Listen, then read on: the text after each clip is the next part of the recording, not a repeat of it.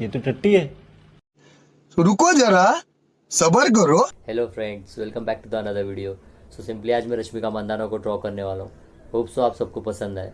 अगर आपको पसंद आता है तो वीडियो को लाइक करना, दोस्तों के साथ शेयर करना, और चैनल पे नहीं हो तो चैनल को सब्सक्राइब करके जाना। और हाँ, वीडियो को लास्ट तक देखना क्योंकि इसको बनाने में थोड़ी मेहनत लगती है।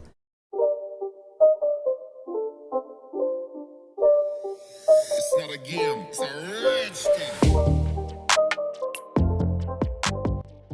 होप सो जो मैंने सिनेमैटिक शॉट लिए हो आप सबको पसंद आए होंगे। अगर पसंद आए तो इसी बात पे वीडियो को लाइक कर देना।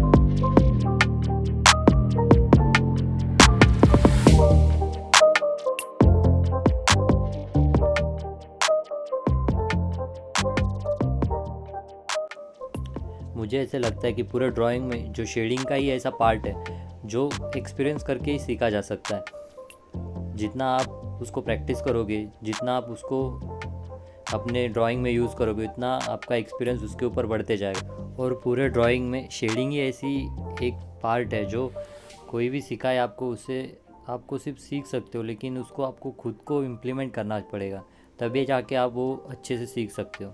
जैसे कि आप देख सकते हो, मैंने आइज़ के नीचे थोड़े थोड़े हल्के हल्के हाईलाइटेड एरियाज़ है, जो हल्के हल्के नोज़ के यहाँ पे हाईलाइटेड शेड्स है, उसे वैसे ही छोड़ दिया है। और जो डार्क शेड्स है उनको ही ऑप्ट करने की कोशिश कर रहा हूँ, जिससे कि वो जो आइज़ का रियलिस्टिक इफेक्ट होता है वो आप देख सकते हो। सो अभी मैं हेयर्स ड्रॉ कर रहा हूँ। हेयर्स ड्रॉ करते समय मैं, जैसे कि आपको मालूम है, पहले फ्लो, जिस डायरेक्शन में फ्लो होता है हेयर्स का, वो डायरेक्शन में स्ट्रोक्स लगा लेता हूँ, ताकि इससे थोड़ा मुझे ईजी लगता है ड्रॉ करना। बस अभी मैं क्या करूँगा, जो मैंने लाइट ड्रॉ किया है उसके ऊपर थोड़ा थोड़ा डार्क शेड करते जाऊँगा। जहाँ पे डार्क शेड है वहाँ पे डार्क करते जाऊँगा, और जहाँ पे लाइट इफ़ेक्ट गिर रहा है हेयर्स के ऊपर, वहाँ पे जो हाईलाइटेड एरियाज है उसे वैसे ही छोड़ दूँगा। सो इससे वही सेम हेयर्स का भी थोड़ा रियलिस्टिक इफ़ेक्ट आता है। मैं तो आपको यही सजेशन दूंगा कि शुरुआत में आप ज़्यादा डिटेलिंग पे मत जाओ। शुरुआत में आप क्या करो, वैल्यू को ऑब्ज़र्व करो। जितना आप वैल्यू को ऑब्ज़र्व करोगे और उसको पुट करने की कोशिश करोगे, उतनी आपकी जो ड्राइंग एक्सपीरियंस है वो बढ़ती जाएगी।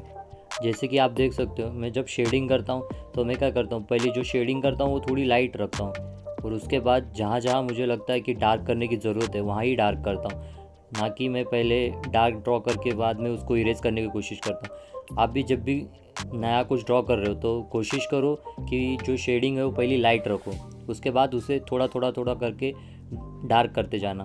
तो उससे क्या होगा, थोड़ा जो आपका शेडिंग का प्रैक्टिस भी हो जाएगा, और जो रियलिस्टिक इफ़ेक्ट आता है शेडिंग करने से वो भी आपको मिल जाएगा। और हाँ, शेडोज़ ड्रॉ करने के लिए आपको ऑब्जर्वेशन अपनी अच्छी रखनी होगी।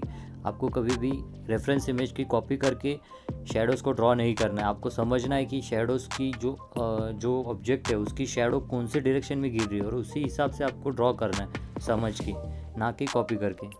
मुझे ऐसे लगता है कि आप कॉपी करके ड्रॉ करोगे तो उससे आपका एक्सपीरियंस नहीं बढ़ेगा। इसके लिए आपको आपकी ऑब्जर्वेशन है उसे बढ़ाना होगा, क्योंकि ऑब्जर्वेशन ही ऐसी थिंग है जो आपकी ड्राइंग को सुधारने में आपकी मदद करेगा। तो मुझे ऐसे लगता है कि ऑब्जर्वेशन और प्रैक्टिस, यही दो मेन चीज़ है जो आपकी ड्राइंग में इम्प्रूवमेंट ला सकती है।